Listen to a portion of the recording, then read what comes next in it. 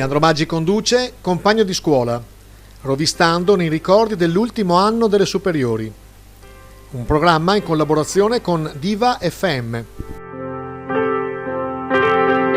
Prima puntata di Compagno di scuola. Cos'è Compagno di scuola? Mi è venuta l'idea di coinvolgere un po' di persone che conosco, amici eccetera, illustri, che perlomeno conosciuti nel nostro territorio, per chiedere i loro ricordi del loro ultimo anno di diploma eccetera eccetera. E ho con me, graditissimo ospite, l'amico Renzo Marangon.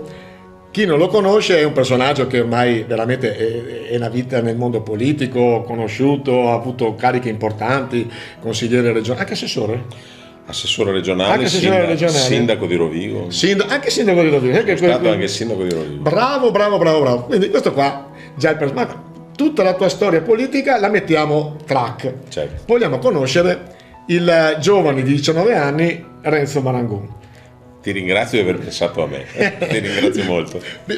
No, abbiamo coinvolto lui perché sappiamo essere persona spiritosa, brillante, eccetera, e sappiamo che riusciremo a tirar fuori qualcosa di interessante. Troppo buono, ecco, a tua disposizione. Allora, nato a Porto Tolle, vive a Rovigo, si è diplomato nel 1974, ha fatto il perito meccanico, è sposato e la professione, che gli ho appunto chiesto che professione fai, sei pensionato? No, qua si è anche un po' alterato. Quando ti ho detto sei pensionato, pensionato no, perché uno non hai voluto. Immettendomi in quegli anni, ti guardavi i pensionati e dicevi, oh mamma mia, persone anziane, diciamo così, tale non mi sento. Quindi politico a tempo pieno e cominciamo subito con il nostro programmino. Senti questa musica. E migliaia di gambe, di occhiali, prendendo spunto dalla canzone di Venditti che ci ha formato. Certo.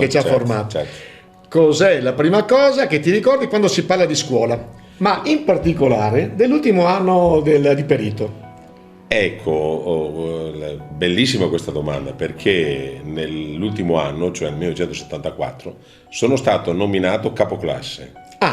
E quindi la mia passione per la politica è stata rivelata da quella nomina, pensate.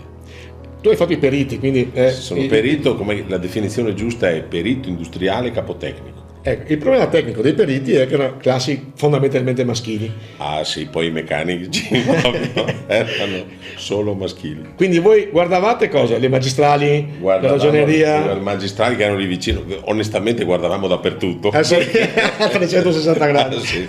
Soprattutto i magistrali che erano poche centinaia di metri. Dove, a differenza appunto dei periti, erano quasi tutte donne. Quasi tutte donne. Anche ragioneria, mia moglie per esempio è ragioniera. Ma vi siete conosciuti lì? No, ci siamo conosciuti qualche anno dopo nei classici bar della città dove si formavano, vedo che adesso non si formano più, ma allora si formavano delle compagnie sterminate. Ti chiedo una cosa, hai fatto Adria tu i periti? No, ho fatto Rovigo. A Rovigo, sì. No, perché ho fatto Adria, c'era il mitico bar Haiti dove si bruciava. Certo. Forse anche voi da Rovigo venivate. Venivano da Adria, venivano a Rovigo perché così nessuno li conosceva. Bravo, è vero. Allora, senti questa musica qua, naturalmente citando sempre l'amico Venditti. Cosa ti è servita la scuola nella tua vita, nel tuo lavoro, nella tua vita politica? Confesso una cosa che non ho confessato praticamente mai a nessuno, quindi lo faccio adesso. Bravo, outing. Non ho un bellissimo ricordo delle superiori, no, perché io sì, è vero, una formazione tecnica, ma non è che avevo la propensione. Scegli una scuola a 14 anni, l'orientamento spesso è un po' carente, quindi ho scelto una scuola con parametri diversi da quello che ero io, tanto che poi mi sono messo a fare. Adesso il massimo della mia espressione culturale è ovviamente la storia, la politica, eccetera, che con il perito meccanico si sposa poco. Però sono felicissimo di aver fatto quella scuola per gli aspetti culturali e tecnici che mi hai messo dentro, perché è una scuola di razionalità. Ma cosa avresti voluto fare?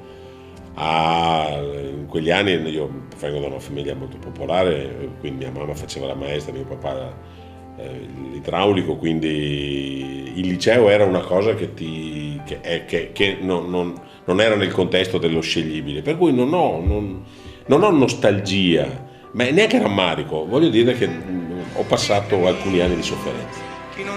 Allora, qua se andiamo su una cosa più interessante, sai che la TV è anche fatta di gossip. Certo. Allora, senti questa musica, Certo.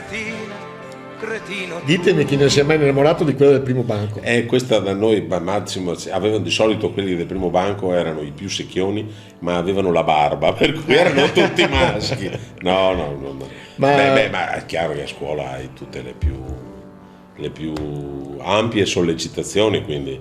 Sotto quello aspetto c'erano le feste, le festine che facevi la domenica, il sabato, la domenica con i tuoi amici, ma diciamo che nell'ambito della scuola io per alcuni aspetti l'ho anche un po' sofferta, sì. Quindi ho un ricordo che rimuovo psicologicamente, penso. Una domanda al volo, io faccio un po' di riferimento ai miei ricordi. Certo. Con 4 cialtroni abbiamo fatto nella mia classe la fila dei somari. Tu eri nella fila dei somari o nella fila di quelli bravi? No, non ero nella fila di quelli bravi. Quindi eri quasi da somaro. Ero quasi da somaro, perché benvenuto. Diciamo che massima non ce n'era. Tant'è vero che mi hanno fatto capoclasse in quinta, perché mi ricordo i miei colleghi allora dissero, insomma te metti un fiade ordine. Ah sì? Vabbè. Da 40 anni senti la musica di onesta professione. Sì. Hai qualche professore che ti ha cambiato la vita, che lo ricordi particolarmente? Sì, ne ricordo 2. L'insegnante di italiano, di cui non ricordo il cognome, però molto stimolante, almeno per me che facevo questa scuola un po' con sofferenza.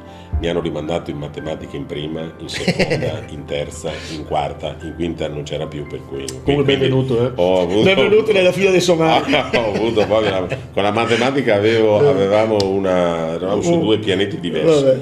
Però questo un po' per partito preso, però ho ricordo di persone come un ingegnere che è mancato alcuni mesi fa, che è l'ingegner Grandi, perché purtroppo, o per fortuna loro esercitavano anche la professione, quindi erano inseriti nel mondo della socialità, del lavoro, e questi ti insegnavano, almeno questo, ti insegnava a pensare, quindi a ragionare. Secondo te uno dei limiti dei professori è che non sono inseriti nel mondo reale? Una parte, dipende sempre, sai, generalizzare è sempre un'ingiustizia, però nel momento in cui l'insegnante insegna sempre, lo dice anche la canzone, la stessa scuola, lo stesso libro, le stesse cose da 40 anni di onesta professione, la professione probabilmente è onesta, ma le modalità. Devo dire però che l'attuale società è talmente stimolante che è difficile che un professore insegni sempre quello. Dici? Assolutamente. Lo smartphone adesso ha cambiato il modo di comportamento di miliardi di persone, quindi poi la scuola è innovazione, quindi guarda avanti. Anche quella italiana? Anche quella italiana in alcune parti. Sai, dipende sempre dalle persone. Sì, quello è vero. Quindi la vera formazione ti viene. Forse la scuola di allora ti faceva diventare uomo o donna adulta prima. Adesso c'è il chioccismo, per cui la famiglia ti risolve tutto. L'imperatrice Guscio. Mentalità polesana anche di chiedere sempre, perché o diventano o se ne vanno, quindi ecco la fuga dei cervelli, o i ragazzi che se ne vanno in altre parti, insomma.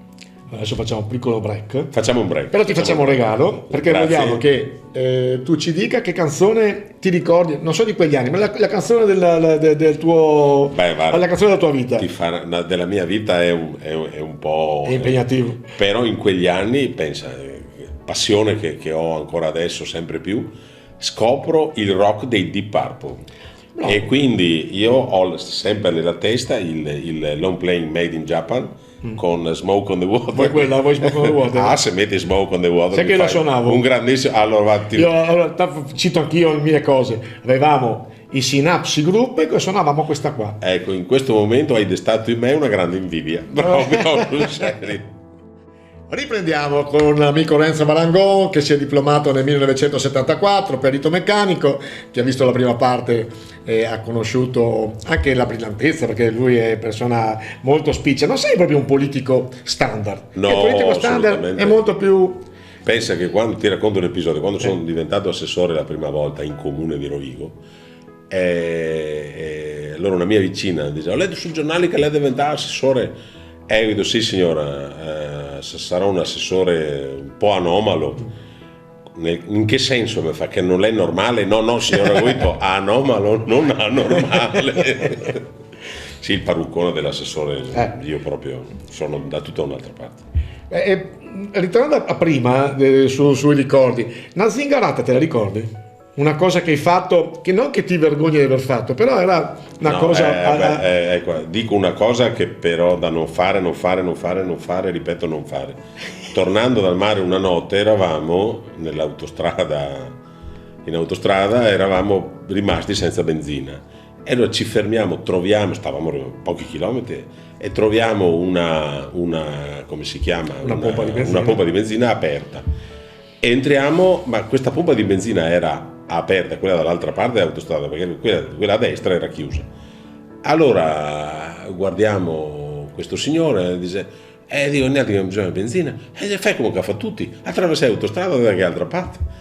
Ma è un matto, ma io ho fatto... Abbiamo attraversato l'autostrada.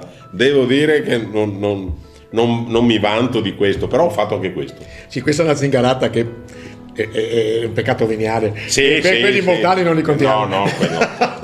Questa te la passiamo come zingarata, ma è un peccato molto veniale. Ma non siamo in due, anzi, non siamo solo in due. Quindi questo qua è un peccato veniale che gli perdoniamo. Altra musichina, altro step. Va bene, ascoltiamo. Allora, esistevano dove Nietzsche e Marx si davano la mano. Esistevano amicizie tra opposti schieramenti oppure era proprio... No, esistevano come in tutte le scuole. Esistevano e qui vi racconto un altro episodio. Dai, mi piacciono gli aneddoti. Un episodio però un po' mortale stavolta, no proprio uno leggero. No, ma cito. Allora viene organizzato il comitato interistituto, cioè fra i vari istituti, perché c'è una grande manifestazione a Roma per il diritto allo studio. C'era sempre il diritto allo studio, c'è anche adesso. E poi c'era mensa gratis e trasporti gratis. Trasporti, libri. Allora, una manifestazione organizzata con un nome, ma in realtà era la Federazione Giovanile Comunisti Italiani, la FIGC, e organizza sta roba. Quindi andiamo tutti a Roma in pullman. Il capo pullman, cito un signore conosciutissimo che si chiama Gianni Magnan, era il capo dell'allora FIGC 1974, proprio era febbraio 74. E tornando, non c'erano più solo quelli della FIGC, c'erano i trotskisti di Venezia, i leninisti di Padova, cioè i duri e puri, del tutto. E io mi ricordo che insieme al mio amico con il quale siamo partiti per la capoclasse di un'altra classe, siamo andati e il mattino dopo io guardo questo qui e gli dico: ma te pare che sti chi governa l'Italia? Mi iscrivo a ADC. Al pomeriggio del lunedì mi sono iscritto al Movimento Giovanile ADC, nel senso che mi sono iscritto di mia spontanea volontà, non mi ha trascinato nessuno, e citando il Manzoni, lo sventurato rispose. Vabbè. E andai. Però nella nostra scuola, che era una scuola onestamente concreta, non c'erano asperità di natura ideologica tale per cui mai state risse, mai. Era nelle scuole di elite, sai, liceali. No, però il 77, io mi sono diplomato nel 76, quindi non l'ho vissuto, però il 77 perlomeno Bologna, Milano, Roma, nell'università erano tosti, Assolutamente. Là si picchiavano. Ma anche a Rovigo qualche anno prima si spararono. Anche a Rovigo? Poi, questo non mi aspettavo una Rovigo. Un signore che si chiamava Baracaniera. Gli spararono, ma guarda che in quegli anni saltò gli opposti, tra l'altro all'interno dell'ex sinistra extraparlamentare ci furono qualche bega, per cui la sede di una organizzazione extraparlamentare di sinistra la fecero saltare con una bomba. Sì. Poi abbiamo Rovigo. Ci furono, come tutte le città. Questa è una bellissima domanda. Leggo la domanda. A tanti anni dal diploma si ritrova in quel ragazzo di 19 anni? C'è ancora quell'entusiasmo o il cinismo ha preso il sopravvento? Questa è una domanda molto bella, che se vuoi facciamo un'interruzione musicale dopo, o vuoi che risponda subito? Dai, concentrati, dai. Grazie. Questa qua, mi dici un'altra canzone che ti piace, sempre di Purple. Ti sei salvato, sei entrato in mano. No, ti do io un suggerimento. Dimmi, dimmi. Pink Floyd, The Dark Side of the Moon. Oh, bellissimo, straordinario. Siamo all'Università della Musica. Qua siamo proprio ai nostri anni. I nostri, sì. Venire, da noi si dice il papolo, sì. Anche a Rovigo il papio, il papio. ma il concetto. Allora, cos'è rimasto di quel ragazzino di 19 anni carico di energia, oppure, come nella domanda che ti avevo scritto prima, il cinismo ha preso il sopravvento? Intanto complimenti per la domanda, perché si sente che tu hai passato momenti e che sei diventato saggio. È vecchio. Sai, la saggezza fa molto insieme. Però devo dirti una cosa, la saggezza, l'esperienza, cosa ti porta il fatto di passare tanti anni in un luogo? Immagino anche in tutte le professioni. Tu arrivi e siccome hai l'esperienza, quando inizia una nuova cosa o un nuovo contesto, conoscendone i prodromi, uso un termine difficile, ti immagini già come va a finire. Ecco, chiamiamola esperienza, evita che qualcuno finisca nel fosso. Per altri invece però ti assicuro che l'entusiasmo dei 19 anni è rimasto tutto perché mi basta ascoltare. Questa è una bellissima radio che fa molta buona musica. Mi basta ascoltare, per esempio, l'attacco della canzone dei Rolling Stone, I Can Get No Satisfaction, e sembra che sia una canzone scritta ieri. Bravo. Grazie a te. Ti faccio l'ultima domanda, però sempre naturalmente prendendo spunto dalla musica. Sì. Hai ancora voglia di rimetterti in gioco? E come? Di rimettersi in gioco sempre, cioè nel senso che metto sempre, io le battaglie le faccio sempre e tu mi conosci, non mi sono mai nascosto dietro, non sono un infingardo, però mi piacerebbe spesso mettere a disposizione le tante cose che so, o poche, a disposizione di altri, così evitano di finire nel fosso loro. Però è fatica agli altri dire guarda che andrai nel fosso. Nel senso che non ti credono. Certo, perché poi dopo pensano che l'invidia. Ci sono vari modi di dirlo. Dici, adesso hai detto una grande cosa. E allora mi permetto di fare un ragionamento legato alla attualità quasi quotidiana. Se Salvini avesse ascoltato un po' di più l'esperienza dei vecchi democristiani, non si sarebbe sfracellato su quell'errore che ha fatto. E qua naturalmente il politico ci ha messo la sua firma. Renzo, io ti ringrazio, Grazie. È sempre un piacere trovarti, e poi penso che questo numero 0 possa far partire un bel programma, che io ci credo. Grazie. Saluti a tutti gli ascoltatori di questa bellissima di Radio Diva. Ultima canzone te la dedico io. E qual è? E adesso la sentirai. Va bene, è un sorpresa. Ciao Renzo, grazie. Ciao, grazie a te.